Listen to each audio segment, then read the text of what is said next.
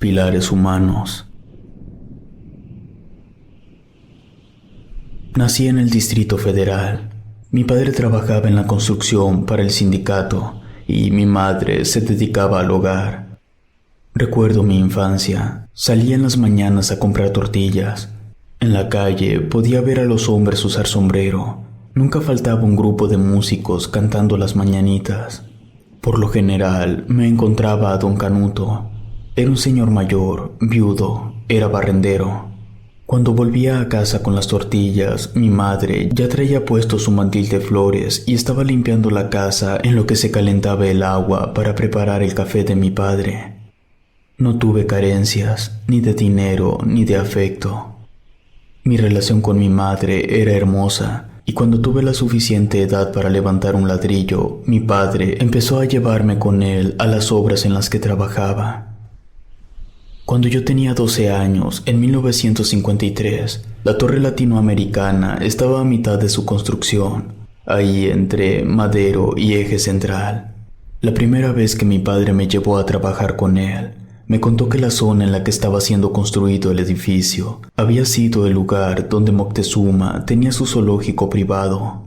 Yo solo ayudaba con trabajos fáciles de realizar. Casi siempre estaba junto a mi padre, pero en varias ocasiones me dejó ayudando a sus trabajadores de confianza.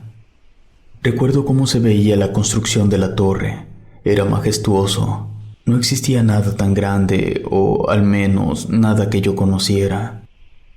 Mi padre también me contó que la idea original era que el edificio tan solo tuviera 25 pisos, pero luego de una charla entre Augusto Álvarez y don Miguel, que era el director de la obra, la cantidad de pisos aumentó casi al doble. Menos de un año después de que yo empecé a trabajar en la Torre Latinoamericana, en mayo del 53, hubo un incendio que cubrió 2 de los pisos que estaban casi arriba. Ahí comenzaron las situaciones extrañas. Oficialmente se dijo que solo había 7 personas lesionadas, pero yo estaba en el edificio cuando ocurrió todo. Murieron 4 personas. Además, por lo que yo oía de los trabajadores, tengo la impresión de que el incendio fue ocasionado con la intención de que hubiera muertos. Mi padre tachó 4 nombres de su lista. Se contrataron a 4 personas, pero los cuerpos nunca salieron del edificio. Fueron llevados a los niveles subterráneos, que, por cierto, son 3 sótanos los que sostienen la torre. En su momento, no supe a ciencia cierta qué fue lo que le hicieron a los cuerpos de los fallecidos, pero, según escuché, los escondieron, por así decirlo, bajo el suelo del sótano más inferior. En fin, yo fingí que no había escuchado nada y no hice ni una sola pregunta a ninguna persona, pero volvió a ocurrir. Tiempo después, en el 54, algunos trabajadores se susurraban presunta información sobre que ya habían bajado otro cuerpo a los sótanos. Decían que lo habían traído de otro lado, que no era un trabajador de la obra. Yo lo hubiera dejado pasar, pero esa mañana no vi a don Canuto, y durante 2 semanas más no lo vi. Quizá fue muy aventurado de mi parte suponer que la ausencia del señor barrendero y los rumores de la obra estaban relacionados, pero mi mente de 14 años creyó que eso era más que suficiente como para preguntárselo directamente a mi padre. El primero se rió, inclusive bromeó un poco, pero la sonrisa se borró de su cara cuando le aclaré que mi pregunta no era un chiste.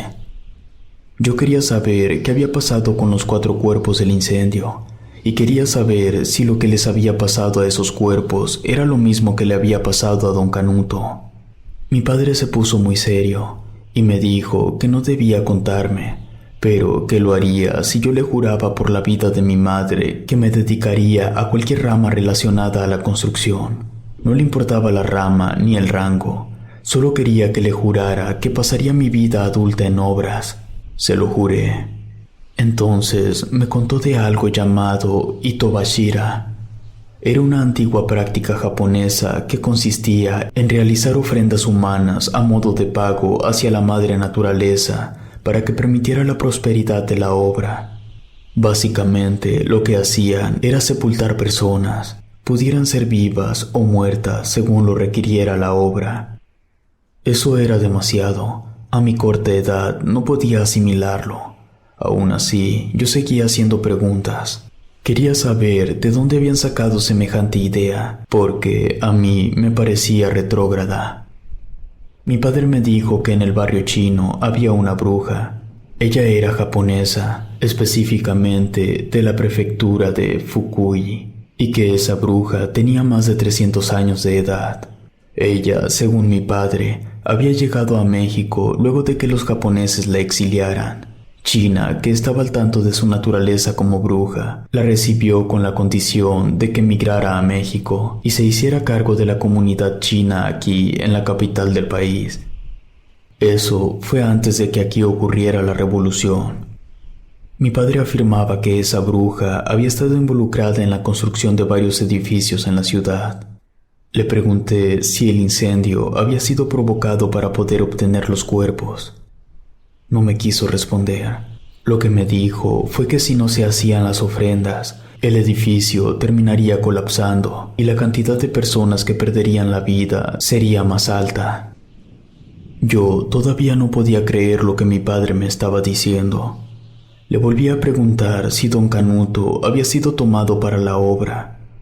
Me dijo que lo tomaron porque él no tenía esposa ni hijos. Además, mencionó que ya era viejo, que de todos modos iba a morir en pocos años.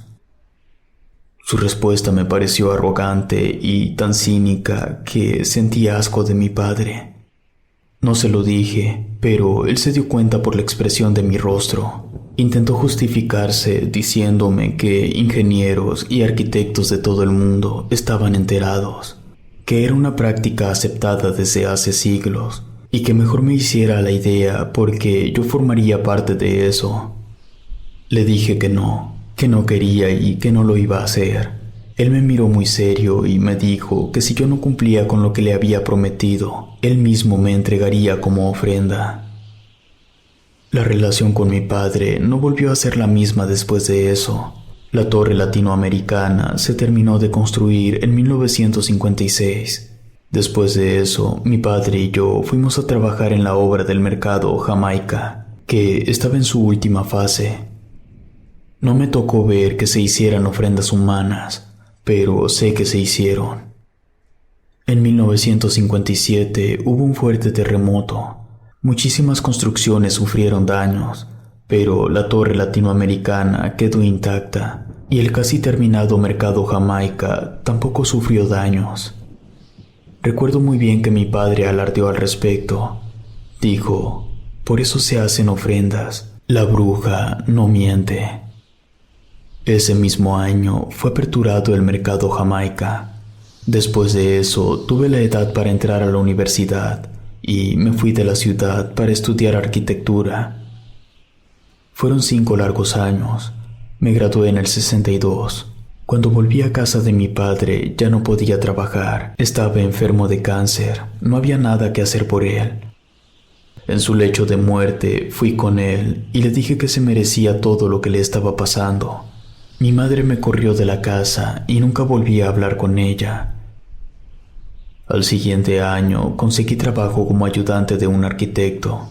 Se iba a construir el Museo Nacional de Antropología. La obra ya tenía casi 2 meses de haber iniciado cuando yo entré. Yo sabía que en algún momento se harían las ofrendas humanas. Lo único que yo estaba deseando era no enterarme, o por lo menos no tener que participar. Por desgracia, ocurrió y yo tuve que involucrarme para conservar mi trabajo. Yo, junto a otra persona, fuimos a la Plaza Garibaldi, y a sus alrededores, en la tarde-noche, yo solo iba conduciendo. Buscábamos personas que, a simple vista, notáramos que tenían necesidad de conseguir dinero. Íbamos en un camión blanco, sin ningún logotipo. La persona que iba conmigo les hacía la oferta. Debían aceptar presentarse de inmediato. En total, reclutamos a 8 personas, solo varones. El trayecto de regreso a la construcción fue muy incómodo. Ellos iban preguntando algunos detalles sobre la obra y la otra persona les contestaba. Yo no dije ni una sola palabra, solo iba pensando en cómo los iban a matar para poder entregarlos como ofrenda. Cuando regresamos, ya nos estaban esperando dos personas con rasgos orientales. Uno hablaba español, pero el otro no. La otra persona con la que yo iba fue a dar una vuelta con las 8 personas que habíamos llevado. En cuanto se alejaron, los orientales se presentaron. Iban en representación de la bruja y estaban ahí para indicarnos en cuáles pilares de los que faltaban por colar debían ser colocadas las ofrendas. Dijo que, debido a la importancia de la obra, las ofrendas debían estar vivas al momento de que fuera vaciada la mezcla. Yo pregunté cuál era la necesidad de que estuvieran vivos. La respuesta fue que debían sufrir, porque eso multiplicaba la buena suerte del futuro de la construcción. Traté de mantener mi postura, pero llegó uno de los jefes de la construcción y me mandó a otro lado a resolver algo. Ya no supe cómo lo hicieron, pero sé que sí los colocaron vivos dentro de los pilares. Al año siguiente, la obra fue terminada. En total, en los 18 meses que trabajé en el proyecto, pude juntar lo equivalente a lo que hoy serían unos 90,000 pesos. Eso me daba para estar algunos meses libre. Decidí que buscaría a la bruja del barrio chino. Tenía que hablar con ella. Si las ofrendas eran inevitables, por lo menos quería conocer a la persona responsable de que eso estuviera ocurriendo. Estuve yendo todos los días al barrio chino hasta que encontré a los 2 tipos que habían ido a la obra. Me presenté. Ellos no se acordaban de mí. Les conté que yo había trabajado en la Torre Latinoamericana, en el Mercado Jamaica y más reciente en el Museo Nacional de Antropología. Les dije que quería hablar con la bruja. El que sí hablaba español me preguntó por qué deberían llevarme con ella. Le dije que mi padre había dedicado toda su vida a la construcción y que yo estaba siguiendo el ejemplo de mi padre y que podía estar seguro que mis hijos también seguirían la tradición.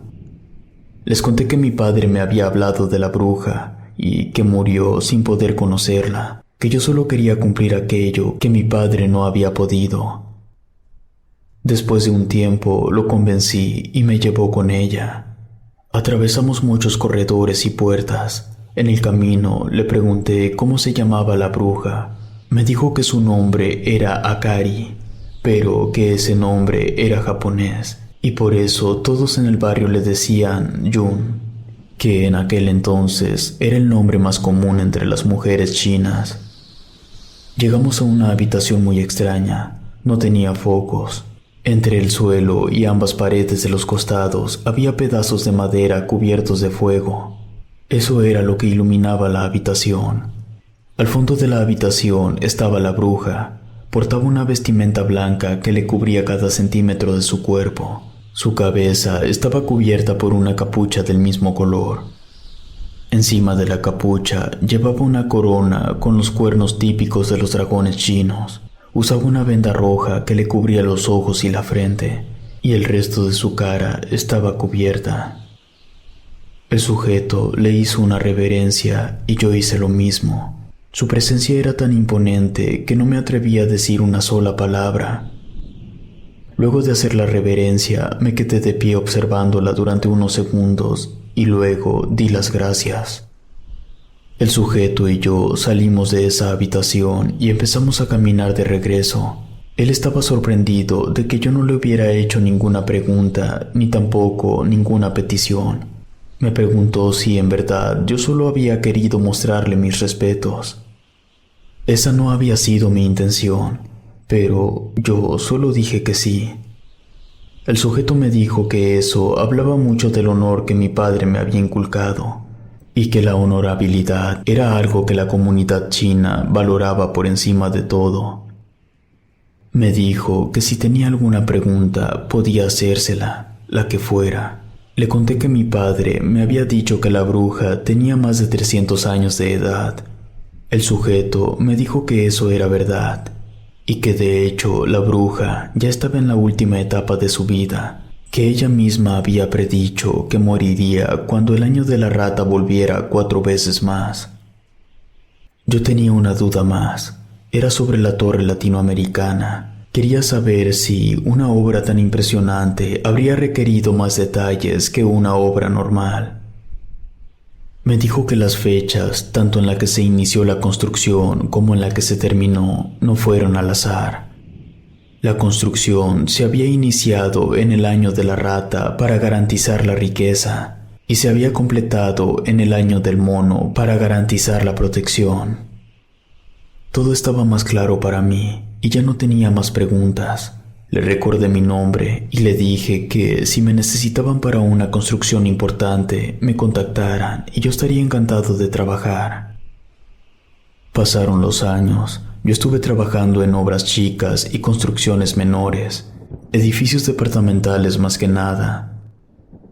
En el 71, el segundo jueves de junio, hubo una matanza. Todo ocurrió a unas cuantas calles de un edificio en el que yo estaba trabajando. Recuerdo bien que había granaderos y policías bloqueando algunas avenidas. Inclusive vi un ataque. Las cifras de estudiantes fallecidos fueron descaradamente maquilladas. Hago mención de todo esto porque en 1976 trabajé en unas excavaciones que se hicieron en el exconvento San Jerónimo. Resulta que las religiosas habían solicitado un año antes que el gobierno expropiara el lugar para conseguir una mejor conservación del sitio, y por eso se iniciaron las excavaciones. Contrataron antropólogos, arqueólogos, historiadores y por supuesto arquitectos. Por eso yo andaba ahí.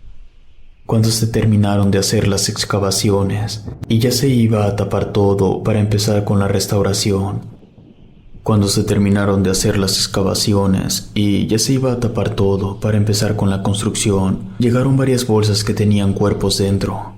El problema fue que los cadáveres parecían haber sido desenterrados. Su estado de descomposición era muy avanzado, de varios años. Cuando pregunté de dónde venían los cadáveres, me dijeron que eran de los últimos que quedaron en la fosa donde se habían ocultado muchos de los cuerpos de la masacre del 71. La restauración del lugar concluyó en 1982. 3 años después, en el 85, hubo un gran terremoto. Decenas, si no es que cientos de edificios colapsaron y miles más sufrieron daños considerables, pero hubo un edificio que permaneció inmutable: la Torre Latinoamericana. En 1988, me contrataron para ayudar a darle continuidad a una obra que había sido detenida luego del terremoto. Torre Caballito, así se llamaba el proyecto. La gente que trabajaba para la bruja del barrio chino fueron los que me recomendaron, ya que era una construcción importante, porque ahí serían puestas las oficinas del SAT. Cuando me presenté al lugar, el sujeto del barrio chino ya estaba ahí. Yo le pregunté qué era lo que había pasado. Me contó que el proyecto estaba listo para iniciar desde 1976, pero hubo muchas diferencias entre el sindicato que estaba al servicio de la bruja y los jefes de la obra, que eran nuevos en el mundillo. Entonces, en cuanto se les dijo de los pilares humanos, se negaron rotundamente. Varios años después, se contrataron a otras personas que se hicieron cargo de la obra. Pero antes de hacer la ofrenda, ocurrió lo del terremoto del 85. Fue por eso que la construcción estaba desprotegida. Las losas de hormigón prensado se dañaron y la obra quedó en pausa otra vez. Yo le pregunté si ya tenían a las personas para la ofrenda. Me dijo que no serían vivos, solo cadáveres, y que ya los tenían. Entramos al lugar y me dijo los lugares en los que debían ser colocados los cuerpos. Se podría decir que la obra fue terminada ese mismo año, porque faltaba algo, pero solo era la cristalería negra. Esa quedó lista hasta 1990. Me pagaron muy bien por los meses que trabajé ahí, lo equivalente a 60,000 pesos de hoy. Mi madre murió en el año 1993. Yo me casé en 1995 y al año siguiente tuve una hija, Angélica. En febrero del 2008 me llegó un correo. Era del sujeto del barrio chino. La bruja había muerto, tal cual como ella lo había predicho a sus 350 años. Me estaba invitando a una ceremonia que se llevaría a cabo en la Plaza Santos de Gollado el día 16 de ese mismo mes. Ese día mi mujer se ocupó y yo no tenía quien me ayudara a cuidar a mi hija.